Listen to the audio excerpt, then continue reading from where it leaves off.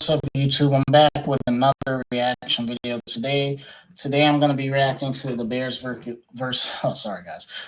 versus Vikings preview, injury news, and score prediction for NFL Week 1 Monday Night Football. The video today we're looking at comes from our friends at BearsNow, Chatsports.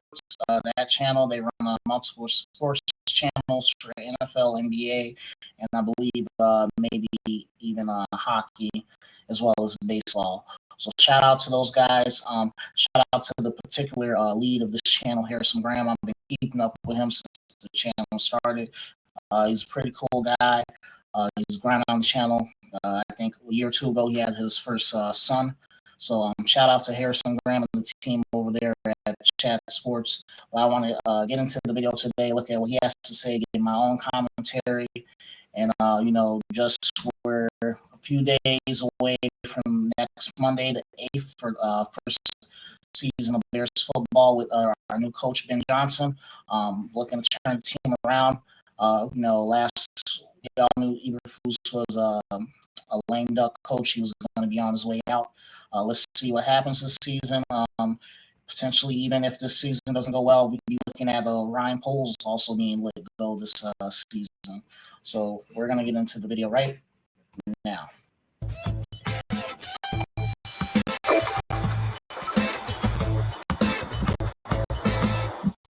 Week 1 is almost here in the National Football League, and the Chicago Bears play on Monday Night Football, the last game of Week 1. Early preview here on Chicago Bears Now. My name is Harrison Graham. Bears Vikings at Soldier Field. Should be a good one. Certainly an important game for both teams. And if you don't want to jinx it, if you want the Bears to beat the Vikings, hit that like button. If we don't get enough likes, we're not going to win. That's just how it works. Don't jinx it. Don't be the guy who didn't like the video. We lose in a heartbreaking fashion. Icon. All right, the Bears outlook coming off a 5-12 season. Big changes, obviously, on the coaching staff. Ben Johnson and Matt Eberflus out. Declan Doyle is the offensive coordinator. Ben Johnson will call the plays. Dennis Allen is the defensive coordinator. And obviously, Caleb Williams entering year 2 as the quarterback. You look at some of the team stats from last year. Offensively, they were 28th in points per game at 18.2. 13th in points allowed at 21.8 points per game allowed for Chicago. And actually 9th in turnover margin. Obviously, Caleb Williams did a good job of taking care of the football. Decent job of taking the ball away for the defense as of that offensive line with Joe Tooney, Drew Dolman, and Jonah Jackson. You draft Colson Loveland and Luther Burden. You signed Olamide Zaccheaus, who's had a hell of a training.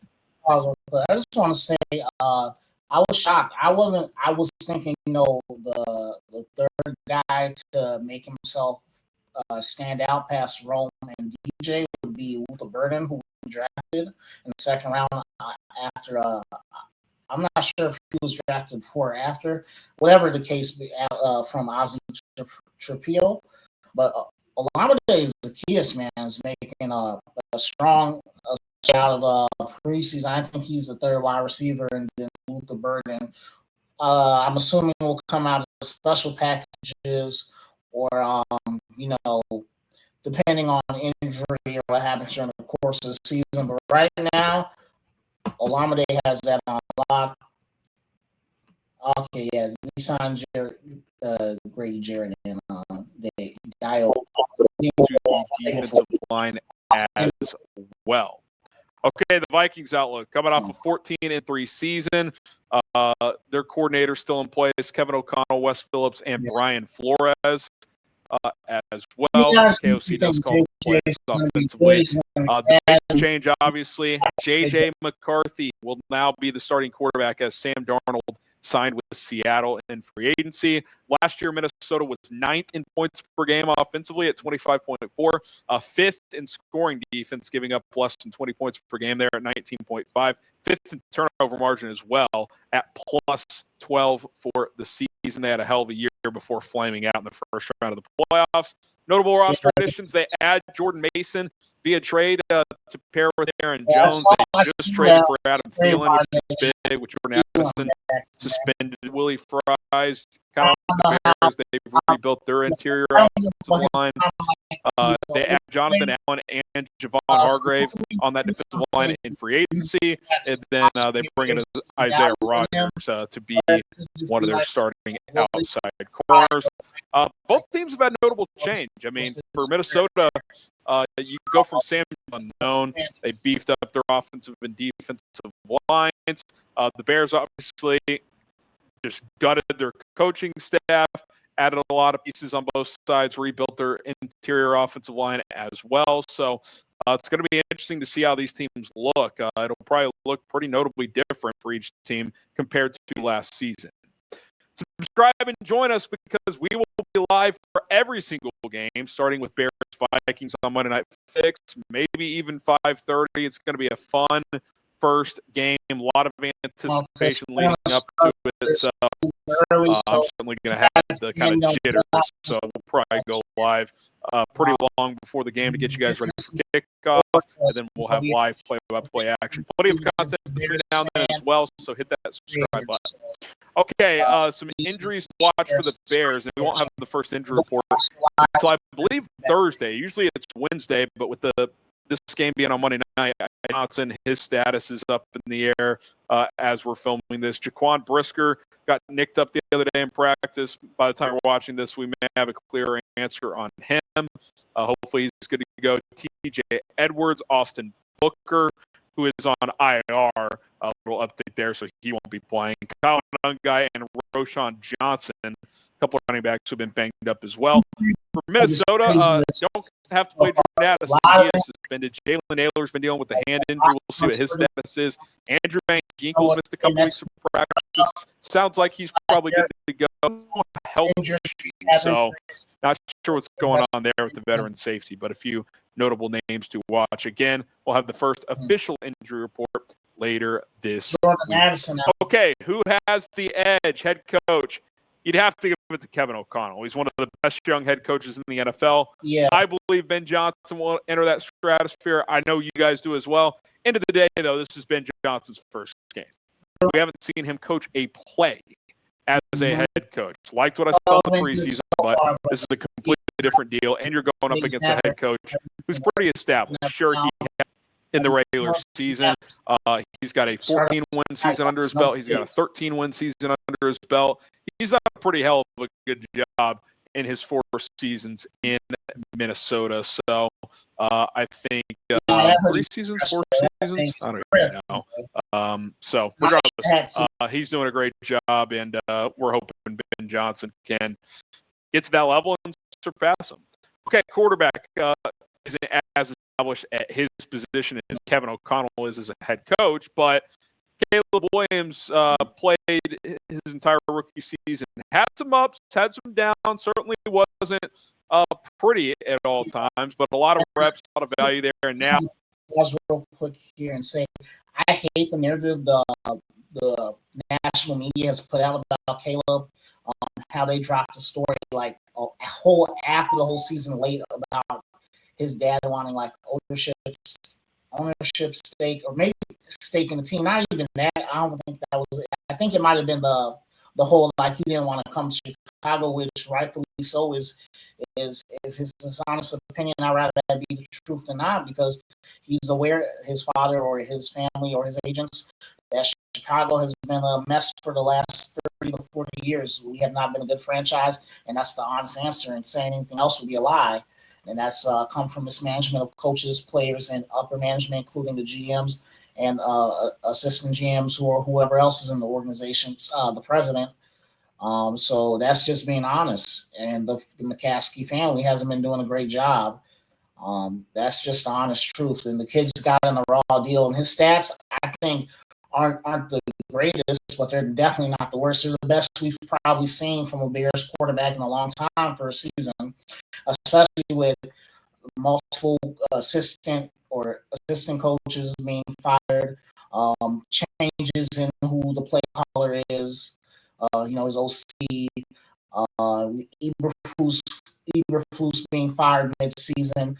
So I think Caleb, we expect more from him. Yes, I know a lot of fans and other YouTubers are frustrated or they expect more, they want more from Caleb. I think, given the circumstances, the attitude, yes, his attitude and demeanor, along with other members of the team, could be better. But I think he did a hell of a job performing. I believe in the kid. He's our first round pick.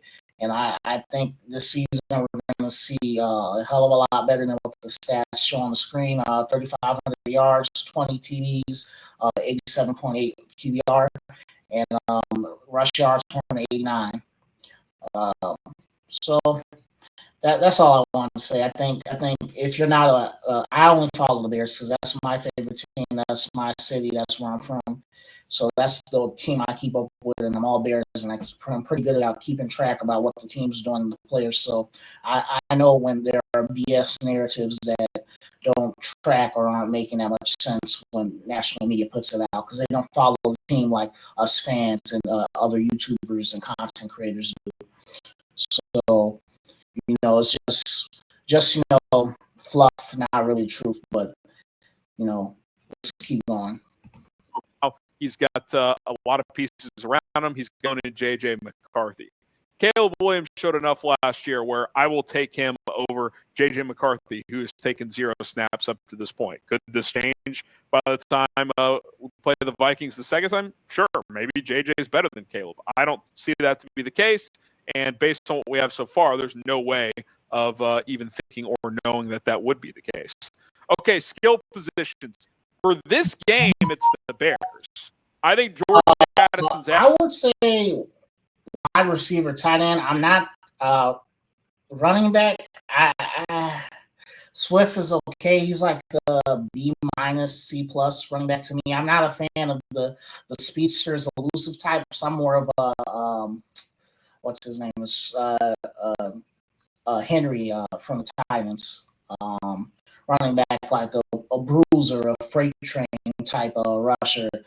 I'm not trying to go left or right. I'm trying to go right through you and keep going. Those are my preferred type of backs. And then I know Swift had his issues with Ben Johnson in Detroit. So hopefully it works out, and then we got the 7th round pick. One guy, contrary to popular belief, running backs are a very deep position in the draft, and you can get gems out of the 7th and 6th round and lower rounds. So I think Monungai will be fine. He's been compared to a David Montgomery type. You see how good he's been in Detroit since he left Chicago. So I think he'll translate, although there are some injuries going on. But I'm not sure who's in the Vikings room for running backs, but I'll probably give them the edge just off my memory and knowledge.